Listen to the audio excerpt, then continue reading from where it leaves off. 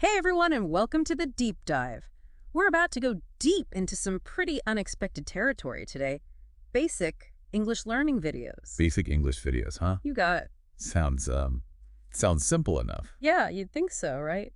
But these language lessons actually give us a really interesting look into people's daily lives, their routines, even some of their cultural values. It's like we're getting a sneak peek into how people live and think, just from how they talk about basic stuff. Exactly. And we'll discover some pretty surprising things like how the cost of living in California might be connected to why so many people have roommates. Oh, I get this. The kind of pet someone has can actually tell you a lot about their cultural background. We'll also be looking at New Year's resolutions and how those resolutions can actually reveal some wider societal trends. By looking closely at these simple language lessons, we'll see how language and culture and the human experience are all intertwined. So let's get started. Our first stop takes us right into the world of language learning.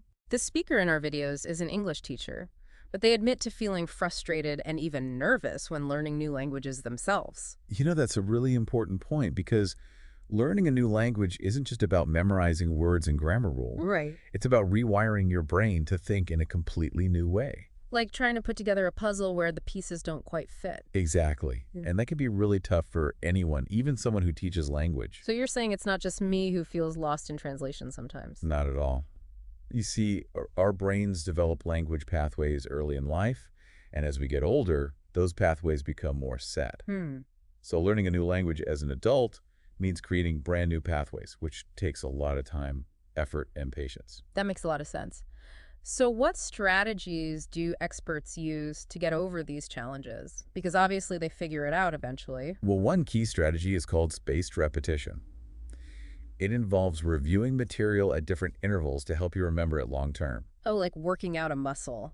The Yeah. more you use it, the stronger it gets. Exactly. And then there's immersion, which is all about surrounding yourself with the language as much as possible. You know, watching movies, listening to music, talking to native speakers. That's what they always say, jump right in. Mm-hmm. But it can be a little intimidating at first. Our speaker actually emphasizes finding joy in the process, like choosing materials that interest you, making friends who speak the language, and not being afraid to make mistakes. I think that's crucial. When you're genuinely interested in what you're learning, it becomes more about discovery and less about just memorizing. So it's not just about the words, but about understanding the culture behind them. Exactly. Language is a window into a culture's worldview and values. Now, I'm curious, have you ever felt those same feelings of frustration or even fear when learning something new? Oh, absolutely. I remember when I first started learning. And what helped you push through those tough moments and stay motivated? Well, for me, it was. It's so true. And our speaker actually walks us through what a typical American weekday looks like, and some of the details are pretty surprising. Yeah, it's easy to forget how much our culture shapes our daily routines. Like what seems totally normal to us might seem strange to someone from a different country. Right. For instance, the speaker says they start work around 7:30 a.m., which is pretty common for many American jobs, but I know in some cultures the workday begins much later. And while an early start might be common for the speaker, it's important to remember that it's not the same everywhere in America. Things like the industry region, even a company's own culture can affect when people start working. That's a good point. We can't really generalize too much. What about their comment on dinner being the biggest meal? That's interesting. In a lot of European countries, for example, lunch is the main meal. It's often multiple courses and dinner is smaller. But in the U.S., dinner is usually the biggest meal, especially for families. Yeah. It's when everyone comes together after work, shares stories, and, well, eats a lot of food. I've definitely noticed that when I travel, sometimes I'd have a tiny lunch and then be starving by dinner time, only to find out dinner was just a salad. Talk about messing with your schedule. Exactly. These little differences in our daily routines can really impact how we experience another culture. The speaker also mentions sticking to a bedtime even on weekends, which I have to say I admire that, but I don't always manage to do it myself. That focus on keeping a schedule, even in their free time, shows how important productivity and efficiency are in American culture. It's not as rigid as it used to be maybe a few decades ago, but the idea of using your time wisely is still really strong. It makes you think about how different cultures view that balance between work and free time.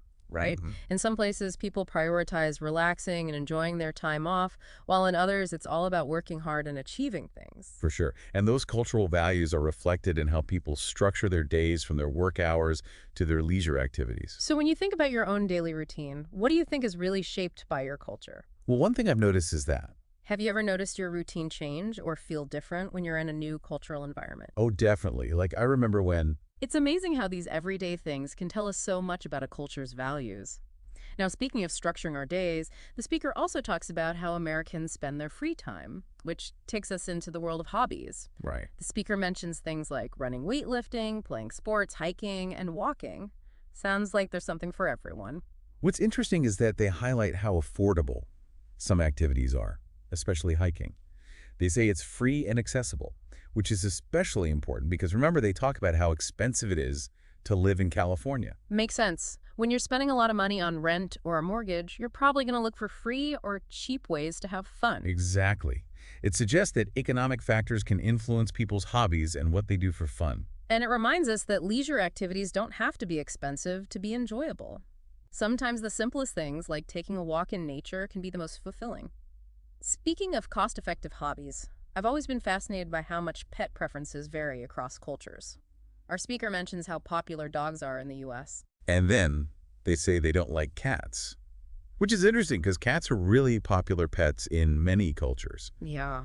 It just shows that even something as personal as our choice of pet can be influenced by cultural norms and values. I found that really interesting too, especially because they also talked about eating guinea pigs in Peru. What a difference. Right. It definitely makes you question what animals we see as companions and which ones we think of as food. It makes you think about how differently people view animals across cultures. It reminds us that our perceptions of nature, even something like pet ownership, are often shaped by our culture. So what about you? What are your favorite ways to stay active and enjoy your free time? And has your cultural background influenced those preferences at all? For me, I've always What about pets? Have you ever had a pet that would be considered unusual or even a little taboo in other cultures? That's a great question, and it's so interesting how even something like pet choices can be tied to cultural norms. Now our speaker goes on to talk about social media and technology, and I think it gives us a really good insight into how Americans are using these platforms. It's a world that's always changing, and the speaker's experiences with platforms like Facebook, Instagram, Twitter, and Snapchat show us just how much things have evolved. Absolutely. They talk about joining Facebook back in 2010 when it was like the biggest thing. It seemed like everyone was on there sharing everything from what they ate for breakfast to their thoughts on politics. Oh yeah, that was a huge moment for social media. Yeah. Facebook was really connecting people from all over the world in ways we've never seen before. But as with anything new, things change and evolve and sometimes even fade away. Right. And our speaker mentions that they actually don't like Facebook anymore and prefer Instagram. It seems like a lot of people, especially younger generations, have moved away from Facebook in recent years. That shift really shows how social media is changing. Platforms like Instagram and TikTok, which are all about visuals and quick content. They've really captured the attention of a younger crowd who are looking for different ways to connect and express themselves online.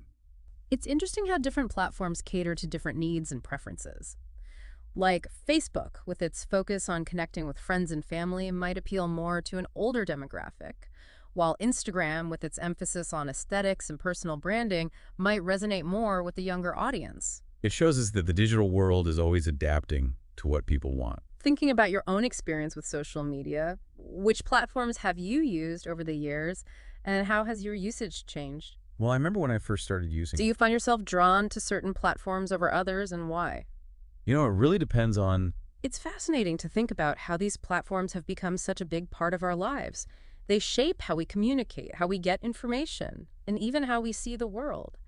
And speaking of reflecting on our lives and our goals, our speaker's insights on New Year's resolutions bring us to the idea of new beginnings and self-improvement. Right. The speaker mentions some common resolutions like losing weight, learning English, reading more, learning new things, and even quitting smoking. It's interesting how these resolutions actually reflect bigger societal trends and aspirations. It's like a wish list for a better version of ourselves and a better future. The focus on health and well-being is clear in the resolutions related to diet and exercise.